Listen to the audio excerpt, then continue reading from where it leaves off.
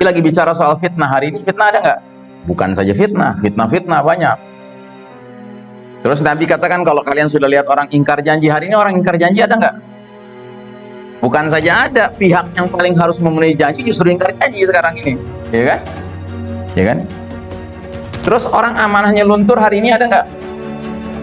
Ya, justru kebanyakan orang yang punya jabatan luntur amanahnya hari ini, khianat semuanya. Terus masyarakat kusut nggak hari ini? Kusut nggak masyarakat hari ini, Pak? Kusut, semraut masyarakat hari ini, Pak. Ya kacau. Bismillahirrahmanirrahim. Rindu surga. Terima kasih. Saya langsung bacakan pertanyaan tertulis nih, ada beberapa. Pagi beriman, sore kafir. Bagaimana menjaga supaya tidak terjadi yang demikian? Terus ada lagi pertanyaan. Saya pernah sholat di masjid dan jarak sholat masih renggang. Saya ajak jamaah merapat tapi tidak mau. Apakah sholat saya sempurna? Karena kesempurnaan sholat berjamaah adalah dengan merapatkan dan meluruskan shaf. Baik, jadi saya ulangi lagi hadis yang pernah saya sampaikan di masjid ini dari Abdullah bin Amr bin As radhiyallahu anhuma. Jadi sahabat Abdullah bin Amr bin As meriwayatkan suatu hadis di mana dia mengatakan suatu ketika kami sedang duduk dengan Rasul. Rasul bicara tentang fitnah. Terus Rasul mengatakan, kalau kalian sudah mulai melihat banyak orang mengingkari janji, kemudian amanah luntur, ya, dan masyarakat sudah demikian, Nabi menyam jari jemarinya mengisyaratkan masyarakat sudah kusut, ya, sudah semrawut. Mendengar hal itu, langsung Abdullah bin Amr bin As berdiri mendekat ke Nabi dan langsung bertanya, ya Rasulullah, diriku sebagai tebusanmu, apa yang mesti kukerjakan kalau aku ketemu zaman seperti itu? Nah, jadi saya ingatkan, Abdullah bin Amr bin As nggak mengalami zaman seperti itu, tetapi dia peduli dengan umat Islam yang nanti bakal mengalaminya. Dan ternyata kita yang mengalami. Ini lagi bicara soal fitnah. Hari ini fitnah ada nggak? Bukan saja fitnah banyak.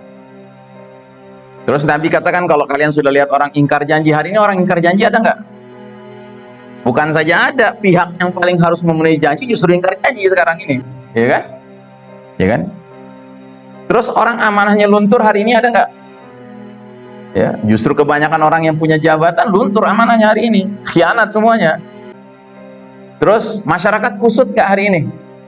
Kusut nggak masyarakat hari ini, Pak? Kusut, semraut masyarakat hari ini, Pak.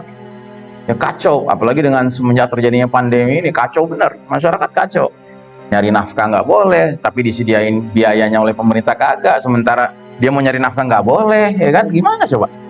Ibadah nggak jelas, nggak karuan, bahkan masjid-masjid tertentu tertutup, harus ditutup, ya kacau.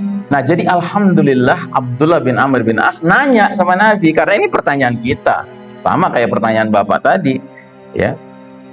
Jawaban Nabi ada 6. Nabi mengarahkan kepada 6 petunjuk. Petunjuk pertama kata Nabi, alzam baitak, fokuslah pada rumahmu, pada keluargamu.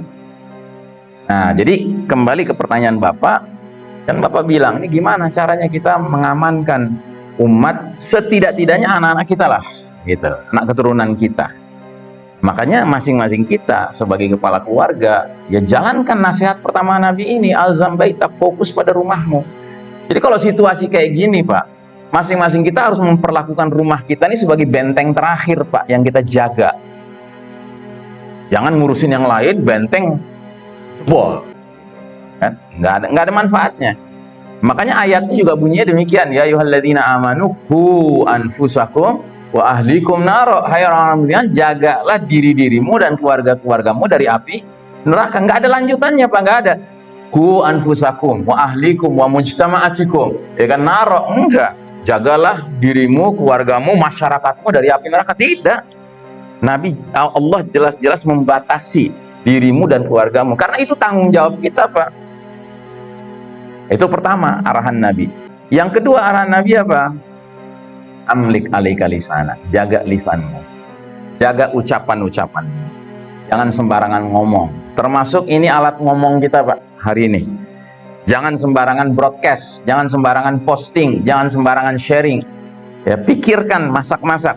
Kalau perlu seandainya kita dapat suatu sharingan dari orang, broadcast dari orang, kita tertarik, tapi kita penasaran, kita nggak ngerti, jangan sebarkan dulu, tanya sama orang yang ngerti. Ya, konsultasi dulu, saya dapat gini-gini, gimana Ustaz? Ini baik nggak saya sebarluaskan? Saya sih tertarik, ini isinya kayaknya bagus, tapi bener nggak ini saya sebarluaskan? Nah, gitu. Tanya dulu. Karena apa, hari ini, ya, ini alat ngomong kita, Pak, yang sangat luar biasa pengaruhnya. Yang ketiga kata Nabi, khudz bima ta'rif, kerjakan yang kamu mengerti, yang kamu fahami. Jadi artinya be professional.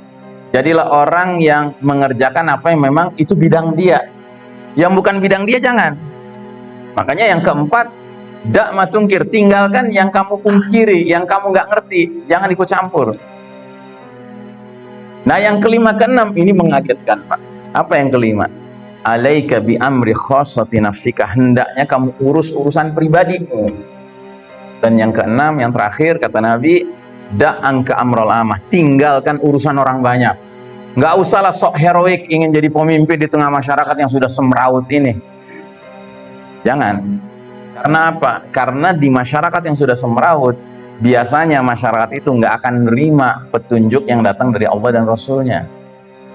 Padahal kita sebagai orang yang beriman justru tahu solusi masyarakat yang semrawut ini apa? Quran dan Sunnah solusinya.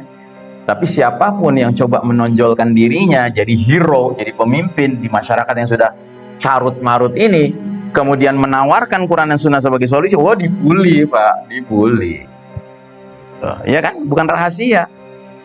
Nah, itu pegangan kita, Pak, sekarang. Pegangan kita ini hadis ini, hadis Abdullah bin Amr bin As ini. Gitu. Makanya tolong pastikan anak-anak kita, keluarga kita itu solid, Pak. Dan karenanya jangan biarkan ada di antara anggota keluarga kita yang larut di dalam sosial media, larut dalam pemberitaan-pemberitaan umum, larut di dalam mendengar ucapan tokoh-tokoh yang bicara di luar sana, padahal tokoh-tokoh itu sendiri sesat, nggak jelas. Ya, nah jadi makanya penting sekali, Pak, kita menjaga keutuhan keluarga kita masing-masing dan menjaga pengertiannya apa? Tanamkan nilai-nilai agama. Pastikan anak-anak kita itu mengukur segala sesuatu bukan dengan ukuran pikiran, bukan ukuran hawa nafsu, tapi ukuran dalil dan sunnah. Makanya di zaman seperti sekarang ini, saya selalu mengingatkan, jangan biarkan anak-anak kita asal berkenalan dengan sembarang pihak, apalagi asal berakrab-akrab dengan sembarang pihak. Banyak kasus loh, khususnya remaja-remaja yang karena nggak dikendalikan sama orang tuanya di dalam hal dia bersosial media, tiba-tiba dia diculik, dibawa kabur sama seseorang yang dia merasa senang dengannya, gitu ya kan? Kenal di mana ya? Kenal di sosial media, gitu kan? Ya, kita tahu apa sih tentang apa-apa yang ada di sosial media? Kita nggak tahu, Pak. Jangankan anak remaja, Pak. Saya tahu ada ustazah, Pak, bisa lewat telepon, Pak, ditipu. Lewat telepon ditipu, Pak. Ya. Tiba-tiba dia keluar dari ATM, terus dia, gue di mana nih? Ternyata dia baru keluar dari ATM atas arahan orang yang nelpon dia, ustazah. Jadi dia buru-buru cek dia punya ini, apa namanya, rekening. Ternyata dia ngirim sekian juta rupiah kepada orang itu. Dan orang itu nggak tahu siapa dia. Di bawah hipnotis, Pak. Ya, makanya penting sekali kita memastikan anak-anak kita, keluarga kita, semuanya itu solid, Pak. Solid dalam hal apa? Wa'tasimu bihablillah, berpegang teguh pada agama ini. Karena hari ini fitnah itu dahsyat sekali, Pak. Kadang-kadang caranya cara kecanggihan teknologi, kadang-kadang lewat sihir, dan kadang-kadang sihirnya jarak jauh. Ya tadi, ustadzah itu kena sihir jarak jauh, Pak. Itu bisa terjadi. Saya hampir kena. Saya pernah ada orang nelpon saya, Ustaz, gimana kabarnya kan? Alhamdulillah baik. Maaf ya, ini dengan siapa ya? Wah, Ustaz udah sombong. Orang belakang nggak kenal sama saya kan gitu. Terus dia putusin teleponnya. Wah, saya merasa, aduh, salah nih saya gitu kan. Dia nelpon lagi. Gimana Ustaz kabarnya? Oh, alhamdulillah baik. Maaf ya, ini dengan siapa? Wah, Ustaz sombong betul nih kan. Masa Ustaz nggak ingat saya katanya gitu, kan? maaf nih saya benar-benar lupa, saya bilang gitu ya kan. Saya Ustadz Fulan, dia nyebut dirinya Ustadz juga. Dan Fulan itu ternyata memang teman saya. Tapi dalam hati saya kok suaranya beda ya. Gitu. Ya kan dalam hati saya. Nah, akhirnya ya udahlah saya inilah layani lah ya, gitu kan. Ternyata dia mau menawarkan sesuatu yang agak aneh juga. Ustadz, ini kebetulan nih saya punya penawaran. Ada paket banpres katanya gitu, bantuan presiden. Ya kan, mobil baru Innova, ya, Kijang Innova. Harganya spesial, cuma 3,5 juta katanya gitu. Ya kan? Ustadz berminat nggak gitu? Saya bilang, wah masa sih murah banget gitu. Iya, namanya banpres katanya gitu, dan memang ini dikhususkan buat ustadz-ustadz katanya gitu. Terus saya jawab, gini aja deh, saya musyawarah dulu dengan istri saya, gitu kan. Saya terus terang lagi ada kebutuhan lain gitu. Terus kata dia, ya oke, nanti saya kontak lagi ya. Udah. Terus saya cerita sama istri saya mah, istri saya tuh orangnya tuh curigaan dulu gitu. Kan langsung dia bilang, alah, tukang tepu katanya gitu, ya kan. Sorenya ditelepon saya. Begitu ditelepon, oh enggak, sebelum itu saya cek dulu nomor telepon Ustadz Fulan itu, ya kan, karena kan itu nama teman saya kan, beda nomornya ya. Tapi dalam hati saya mungkin dia punya nomor lain. Akhirnya saya telepon dia, si Ustadz saya, Ustadz Fulan ini yang ada di kontak saya. Qadarullah nggak diangkat-angkat gitu. Jadi saya nggak bisa mengkonfirmasi itu dia atau bukan. Tapi saya agak suaranya juga beda gitu. Nah sore dia nelpon lagi sesuai janjinya, nungguin saya musyawarah sama istri kan. Gimana Ustaz? Alhamdulillah nih musyawarah udah. Alhamdulillah kata dia. Gimana hasilnya Ustaz? Ya kan? Ya setelah kami musyawarah kelihatannya kami punya banyak kebutuhan lain nih. Jadi mohon maaf nih, kelihatannya nggak tertarik kami dengan tawaran tersebut. Tiba-tiba dia marah-marah dia. Loh, ini sih bukan Ustadz teman saya nih, nggak mungkin dia begini. Masa dia nawarin sesuatu kita tolak, dia marah-marah ya kan? Kang tepu Pak. Ya, nah jadi itu. Jadi kita nih sekarang nih hidup di zaman yang memang, maaf ya, kita nggak bisa begitu saja husnuzon Pak. Kita harus waspada. Bukan suuzon, tapi waspada tuh wajib Pak. Karena zaman sekarang ini banyak tipu-tipu yang, ya Nabi sendiri sampai menggunakan istilah sinina khudda'ah, tahun-tahun tipu muslihat. Ini zamannya Pak. Nah jadi seperti itu ya Pak. Terus ini ada ibu tadi bertanya, bagaimana cara menjaga supaya kita tidak beriman pagi, sore kafir? Ya caranya adalah belajar, nggak ada cara lain. Dan diantara yang harus dipelajari apa? Coba cari buku judulnya Pembatal Keislaman atau Pembatal Keimanan. Sekarang itu sudah ada Pak terjemahannya dalam bahasa Indonesia. Ya, ada yang bukunya kecil sekali ya kan, bagi orang yang agak malas baca silahkan beli yang itu. Tapi ada yang bukunya agak tebal sedikit, buku saku lah gitu. Tapi ada yang tebal sekali, disertasi doktoral judulnya Pembatal Keislaman di bidang keyakinan, ucapan dan perbuatan. Oh, itu yang paling lengkap Pak. Hitam bukunya, judulnya Pembatal Keislaman ya. Nah itu sudah dijual, ada di Mekah Agency, di Madinah Agency, atau di toko buku Wali Songo barangkali di Gunung Agung, atau di Bang Buyung kalau yang biasa belanja ke Senen ya. Itu ada Pak, ya Masya Allah. Nah itu kita perlu dalami Pak, apa saja jenis-jenis dosa yang kategorinya nawaqidul iman, pembatal keimanan.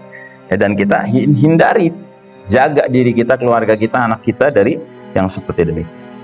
Nah terus kemudian ada lagi yang bertanya, kita pergi ke satu masjid itu distancing, kita berusaha untuk rapat, ngajak jamaah rapat, tapi mereka tidak mau. Apakah sholat kita tidak sempurna? Jadi begini, di era seperti sekarang ini saya menyarankan, kalau kita ingin aman ya, janganlah pergi ke masjid sendirian sekarang. Minimal dengan satu orang yang kita sama dia punya pemahaman yang sama. Dan pastikan nanti kalau sholat kita dengan dia rapat. Kalau yang lainnya mau distancing ya itu di luar kuasa kita. Tapi yang penting kita punya teman berjamaah yang rapat sholatnya, sekalipun yang lain tidak rapat. Dan yang nggak rapat ini di luar kuasa kita Pak.